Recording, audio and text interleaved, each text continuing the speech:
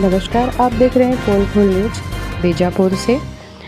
आज प्रेस वार्ता ली गई सचिव संघ के द्वारा। उन्होंने बताया कि किस तरह 26 तारीख को उनके एक साथी के साथ क्या क्या हुआ।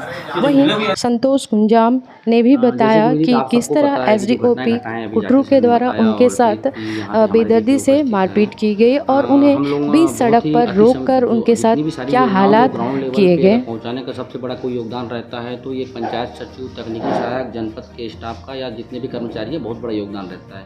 विषम परिस्थितियों में हम लोग अपनी जान को जोखिम में डाल के हम लोग अपना कर्तव्य का निर्वहन करते हैं। जो घटना आप लोगों को पता है कि एसडीओपी कुटरू द्वारा और उसके अन्य दो साथियों द्वारा बहुत ही अक्षम, मतलब जो कृत्य किया गया बहुत अक्षम, बहुत बेरहमी से गाड़ी को ओवरटेक करके गाड़ी से खींचकर घसीट कर मारपीट किया गया है और दर्दनाक तरीके से अधमरा होकर उस हालत में छोड़ा गया है संबंधित अपने सहपाठी साथियों को। तो ये चूँकि किसी भी संविधान में किसी प्रकार का कोई अधिकार किसी पुलिस को नहीं है कि किसी कर्मचारी या किसी आम आदमी को इस तरह बेरहमी से पीटे। और दूसरी बात यह है कि उसके बाद हम लोगों की यही मांग है, सारे कर्मचारी काफ़ी रुकते हैं क्योंकि बहुत हम अपने आप को अब तक हम ये समझते थे कि हम नक्सलियों से असुरक्षित हैं, पर हमें ये आभास होने लगा है कि हम शासन की योजनाओं को काम कर रहे हैं तो पुलिस से भी हम असुरक्षित हैं। जो घटनाएं घटी है उससे ये मैसेज मिलता है। तो हम लोगों का, सारे कर्मचारी संगठनों का एक ही मांग है कि पीड़ित पक्ष को न्याय मिले। इस प्रकरण में हम किसी प्रकार का कोई समझौता नहीं चाहते। भारतीय संविधान ने अगर कोई आदमी कोई अपराध करता है तो जो धाराएं लगती है एक आम आदमी पर, वही धाराएं पुलिस पे भी लागू होती है, वही धाराएं पत्रकार साथियों पे भी लागू होती है, वही धाराएं एक आम आदमियों पर भी लागू होती है।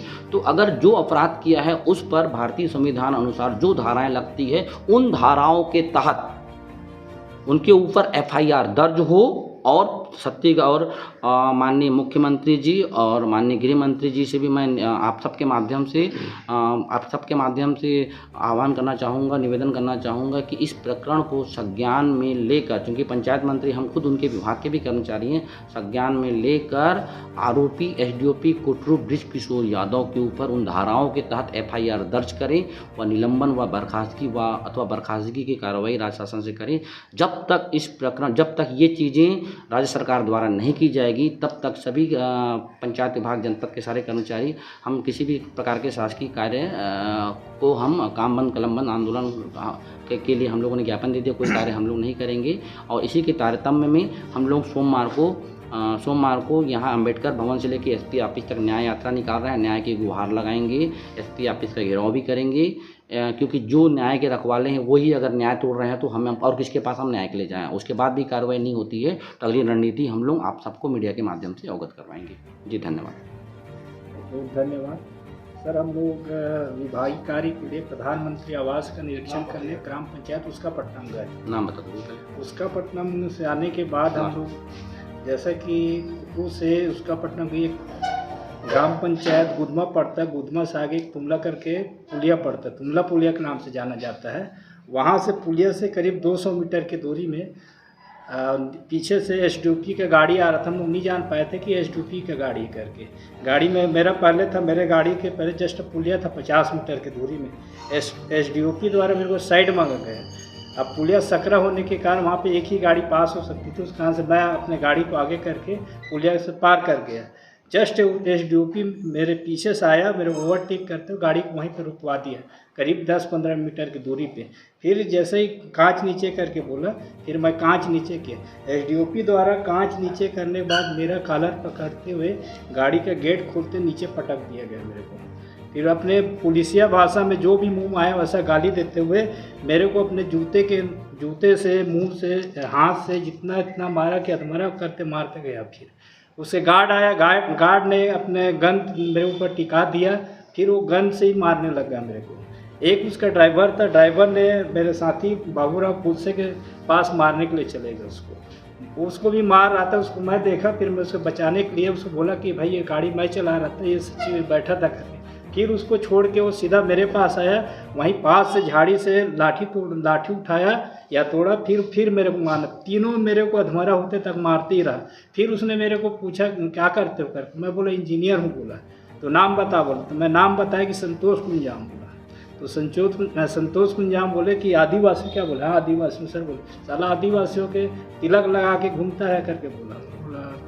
नहीं सर ऐसा नहीं, दारू पीता है कि नहीं पीता? बोला नहीं सर नहीं पीता, पंडितगिरी करता है बोला।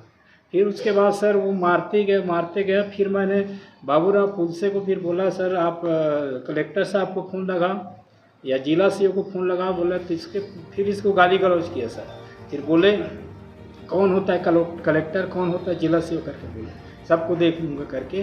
फिर सॉरी सर करके मैं बोलते गया, ये लोग मारते रहे सर, जब तक मारा सर, जब तक मैं अधमरा ना हो गया। फिर उसके वो वहीं से फ़ोन लगाया सर नेमेड़ थाना में कि ये गाड़ी में, मेरा गाड़ी का फ़ोटो भी खींचा वो, फिर नेमेड़ थाना में फ़ोन किया कि ये वाला गाड़ी है, कैसे भी स्थिति में इसको बुक कर दो, अंदर का कोई भी धारा लगा करके। मेरे साथ बहुत अमानवीय कृत्य किया सर। ऐसा शरीर का कोई पार्ट्स नहीं था जहाँ पे वो लोग न ठुकाई किए। अपने SDOP द्वारा जितना मुँह में गाली आया सर उतना सब गाली दिया सर मेरे को, पूरे गाली गलौज, पूरा अधमरा छोड़ने के बाद मैं उन लोग को मौत दे करके भीख मांग रहा सर, गोली मार दो मेरे को, मैं आप लोग मार बर्दाश्त नहीं कर पा रहा हूँ करके। बहुत मारा सर, मेरे को अधमरा करके छोड़, मेरे उठने में वहाँ पे आधा घंटा लगा सर। उस तरह के MLC किए नहीं लोग, नहीं कोई डॉक्टरी मुलाजा हुआ है, उसकी कॉपी जो है पुलिस थाना बैरमगढ़ में है। उनका नहीं हुआ ना, किसके कहाँ है? MLC के लिए हैं?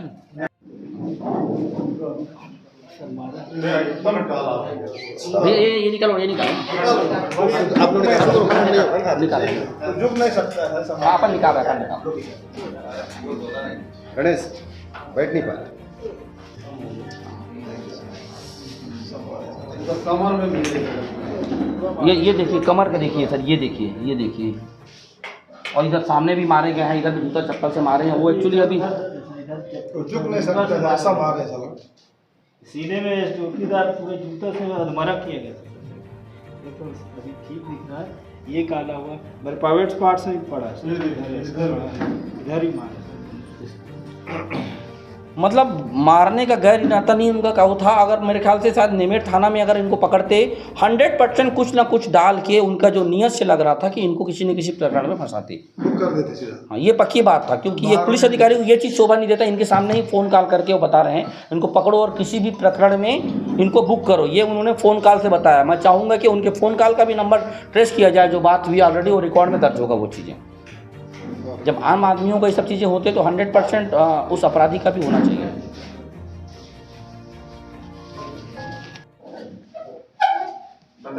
सर मेरा नाम बाबूराव पुल्स है।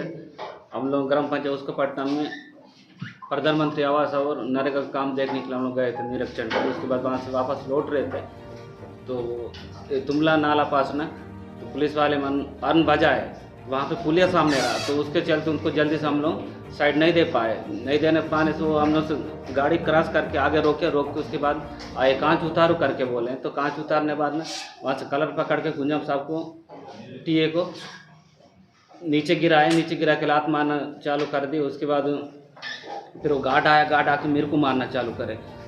उसके बाद फिर जो SDOP साहब है ना वो तो लात मार रहे और बंदूक भी टिका दिए थे कुंजम साहब को। तो स्टेप करके बहुत ज़्यादा मार, जैसे मैं फ़ोन कर रहा था CO साहब के लिए बोल के, तो उसके बाद मेरे को बोले कि फ़ोन नीचे रख, नहीं रखेगा तो ठीक नहीं होगा, तेरे को मारूंगा बोले, गाली गलौज करना चालू कर दिए सर।